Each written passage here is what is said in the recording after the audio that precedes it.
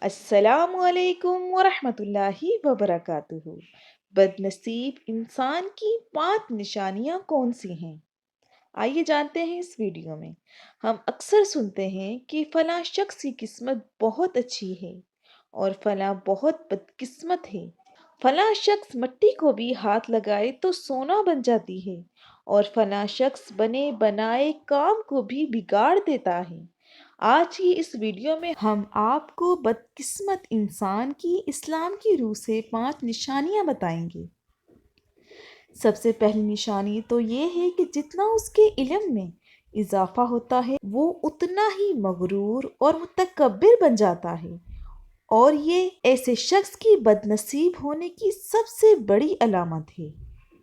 Number 2، جتنا وہ آگے بڑھتا جاتا ہے، ترقی کی منازل طے کرتا جاتا ہے، اتنا ہی اس کی غرور اور تکبر میں بھی اضافہ ہوتا جاتا ہے۔ خود کو سب سے بہتر وارفا سمجھنا شروع ہو جاتا ہے، ہر وقت دوسروں کو نیچا دکھانے کی کوشش میں لگا رہتا ہے اور اس کے مقابلے میں اپنے لیے چاہتا ہے کہ لوگ اس کی تعریف کریں اور اس کے بارے میں اچھی رائے رکھیں۔ غرض کے خود پسندی کا شکار ہو جاتا ہے۔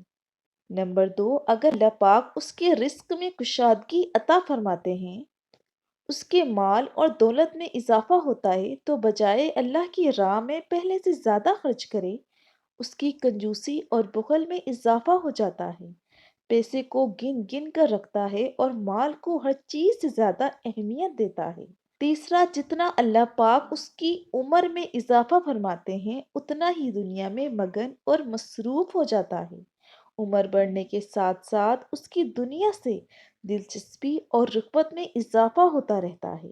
نمبر 4، جتنا اس کی دنیاوی مرتبے اور رتبے میں اضافہ ہوتا جاتا ہے، اس کی فرمانیت میں بھی اضافہ ہوتا جاتا ہے، اپنے رتبے اور پاور کا غلط استعمال کرتا ہے، خدا کی قسم مخلوق پر ظلم و جبر اور زیادتی کرتا ہے۔ بس اللہ تعالیٰ سب انسانوں کو مختلف طریقوں سے آزماتا ہے، کسی کو دے کر آزماتا ہے تو کسی سے لے کر، کسی کی آسائشوں میں اضافہ کر دیتا ہے تو کسی پر تنگی کو بڑھا دیتا ہے۔ یہ سب اللہ تعالیٰ کی طرف سے آزمائشوں کی مختلف صورتیں ہیں۔ اگر کسی انسان کی آسائشوں اور مال اور دولت میں اضافہ ہو جاتا ہے تو اس میں اس کا اپنا کوئی کمال نہیں ہوتا، بلکہ یہ اللہ کی دین ہوتی ہے۔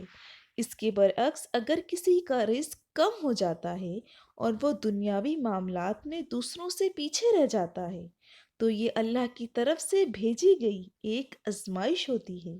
قرآن پاک میں اللہ تعالیٰ فرماتے ہیں، اس انسان کا حال تو یہ ہے کہ جب اس کا رب اسے آزماتا ہے، اس پر رحم اور احسان کرتا ہے تو وہ کہتا ہے کہ میرے رب نے مجھے عزت بخشی ہے، لیکن جب وہ اسے آزماتا ہے اور اس کے رزق کو محدود کر دیتا ہے تو وہ کہتا ہے میرے رب نے مجھے ذلیل کر دیا۔